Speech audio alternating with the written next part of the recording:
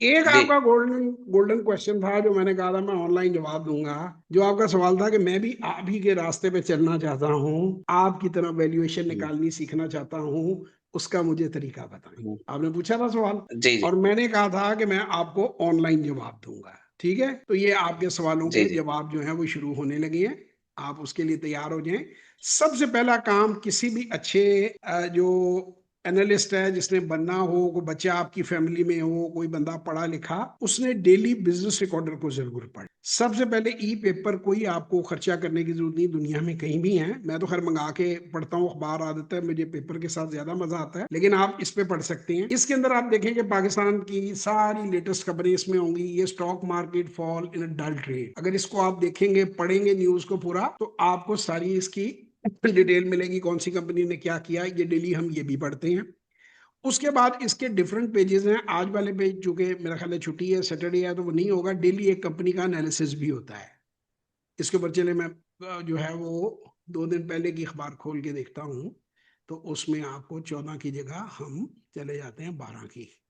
12 मार्च की खोलते हैं, तो यहाँ पे कोई ये मिल जाएगी। ये देखिए, इसका दूसरा पेज है, उसके अंदर हमें सीमेंट के बारे में ये देखिए सारी डिटेल दी हुई है कि कैसे जा रहा है। इनको आर्टिकल्स को आपने पढ़ना होता है। रेमिटेंस किस तरह आ रही है, गल्फ की क्या रिस्क है उनके ऊपर।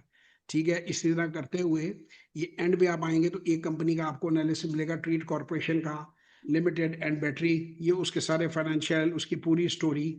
तो ये हर बंदे की जिम्मेदारी है जो एनालिस्ट बनना चाहता है, वो अखबार को बड़े ध्यान से पढ़े, ये सारे ग्राफ देखे, ये सारी चीजें देखे।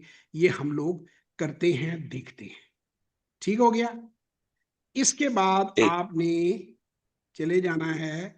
लेट्स से, क्योंकि हमने बात हम कर रहे थे एएनएल की, ठीक है, तो हम मिसाल ले लेते हैं कि हम एएनएल को ही देख रहे हैं। क्योंकि मैं बात ये बता रहा था कि पिछले 18 साल में, ये 2008 से आज का रेट इसका हम देखें, 8 रुपए 46 पैसे है। अभी जाके देखते हैं 2008 में। तो 18 साल की होल्डिंग के बाद अगर आप गंदी कंपनी में फंस जाएं, तो अभी तक वो गंदी की गंदी ही है, उसमें कोई, जिसे कहते हैं, इम्प्रूवमेंट नहीं आई है।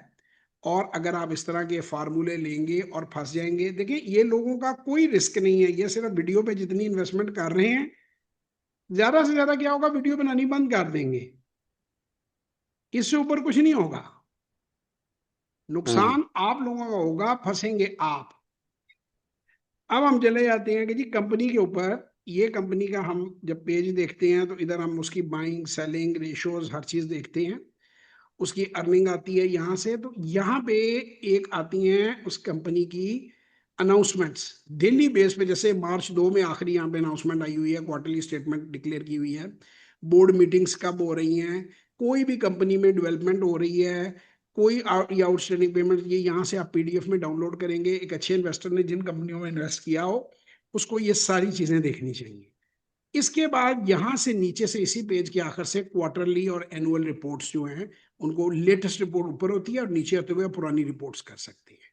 सो मैं एक बार आपको रिपीट कर देता हूं आपके सवाल का जवाब, कि द न्यूज का बिजनेस पेज जरूर पढ़ें, बिजनेस रिकॉर्डर जरूर पढ़ें, कंपनी के फाइनेंशियल्स देखें, कंपनी के नोटिसेस को बड़े ध्यान से देखें कि मालिक तो नहीं शेयर बेच रहा, मालिक ने शेयर लिए तो नहीं है, किसी किस्म की कोई डेवलपमेंट तो नहीं है, कंपनी ने कोई नया कॉन्ट्रैक्ट किसी के साथ साइन किया है वो अपडेट हो जाती है। उसके बाद आपने हर 3 महीने के बाद जो नंबर्स आते हैं कंपनी के, देखिए कंपनियां ऊपर भी जाती हैं, कंपनियां नीचे भी आती हैं, और कंपनियां वहां भी खड़ी रहती हैं।